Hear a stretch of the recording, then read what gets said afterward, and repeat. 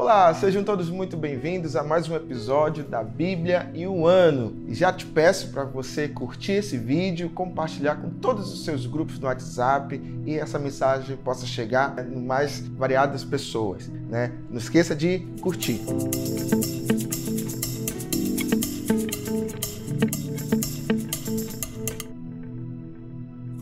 Vamos lá, e hoje a leitura começando do livro de Josué, capítulo 13 e 14, um resumo. Josué já era uma pessoa idosa, e já tinha conquistado várias terras, mas ainda faltava algumas terras da região dos filisteus e de Jesus. E também você vai ver nessa leitura que há uma nova afirmação, novamente uma afirmação de que a tribo de Levi, ele não recebeu a sua herança, porque a herança era o Senhor. As demais tribos, eles todos foram assentados e receberam a sua porção daquela terra prometida. A tribo de Levi era exclusiva, como você já bem sabe, para o serviço da casa do Senhor. Então a herança dele seria o Senhor. Já no capítulo 14, nós vamos tirar uma lição fantástica, onde há uma lembrança de Caleb, quando ele fala daquela época que ele estava na cidade de Cades Barneia, já na fronteira, em que foi enviados espias para olhar a terra e verificar como seria a terra prometida. E somente Josué e Caleb acreditaram. Isso você já viu em leituras anteriores. E aqui é uma lembrança, passou o tempo e aí Caleb fala com Josué sobre a sua parte, sobre a sua herança, e Josué dá a terra para Caleb, a parte de Hebrom. Eu tiro uma lição muito importante nas promessas de Deus. Pode até levar tempo,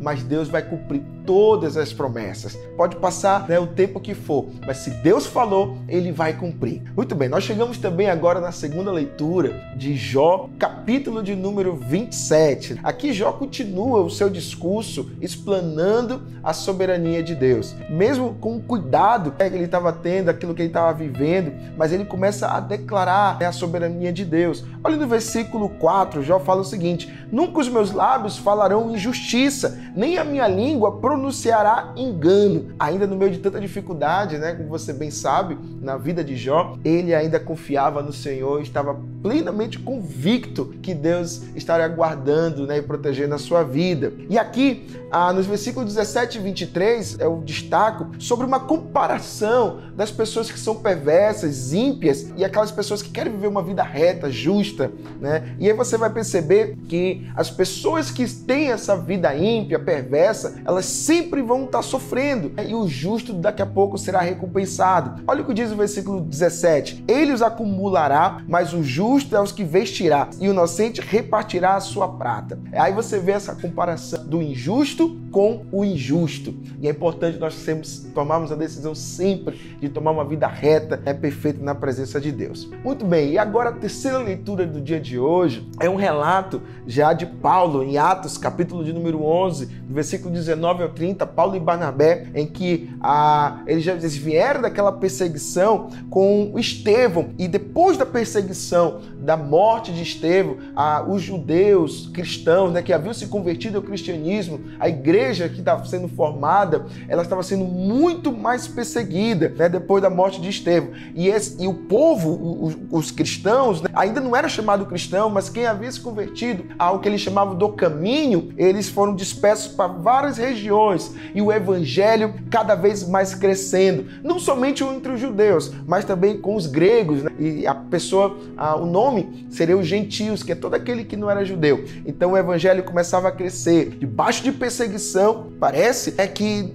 quando a igreja é perseguida, aí que se espalha mais o evangelho, E essa notícia do crescimento do evangelho, da bênção do Senhor, de muitas pessoas estarem entregando as suas vidas para aqueles que intitulava do caminho, que pertencia ao caminho, que era o Senhor Jesus. Então essa notícia chegou na igreja de Jerusalém, e Barnabé então foi enviado para a igreja de Antioquia, E aí Barnabé encontra-se ainda com Saulo, que se tornaria o apóstolo Paulo. Estava bem no início do ministério de Paulo, onde eles ficam em Antioquia por mais ou menos um ano, e eles começam a reunir naquela igreja, ensinando uma numerosa multidão. E é nesse momento desse ensino de Barnabé com Saulo, que depois seria se tornar Paulo, então o povo começou a ser chamado de cristãos, ou seja, os pequenos cristos, aquelas pessoas que se tornariam, que se tornaram cada vez mais parecidas com o Senhor Jesus, com seus atos, com a sua forma forma de falar, com o seu modo de agir. Então, foi o primeiro momento que aquelas pessoas que estavam realmente seguindo o caminho se tornou a palavra chamada cristão. E eu tiro uma lição poderosa. Você que é um seguidor do Senhor Jesus, que se chama de cristão, eu que me chamo de cristão, nada mais é do que replicar o modelo do que o Senhor Jesus é. Nada mais é do que nós vivemos como Jesus viveu. Então, essa é a nossa leitura do dia de hoje, né? Que se você puder, curta esse vídeo, compartilhe esse vídeo, né? Para que possa chegar a muitas pessoas. Um beijo no seu coração e amanhã tem muito mais. Deus te abençoe.